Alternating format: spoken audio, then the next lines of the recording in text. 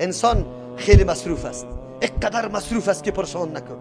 مصروف جانی خود، اول مصروف جانیت هستی، بعد از اون مصروف اولاد، زن، خانواده، اقارب، مردم. یک دقیقه وقت نمیگیری، تلفن از این طرف از اون طرف. الله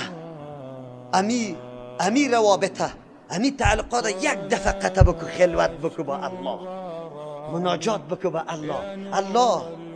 من یک انسان مخلوق پیدا شده، برای چی پیدا کردی مرا؟ زندگی ما کلش امی گپا بود، امی که تیر کردیم.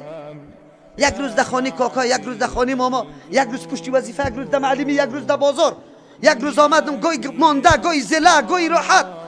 امی زندگی مفهومش امیسته. امی قدر الله کائنات پیدا کرده به می خاطر، به می قدر گپ که نصفش در رنج و غم و درد تیر شد، یک چندش در خوشحالی تیر شد. این کل جولانگاهی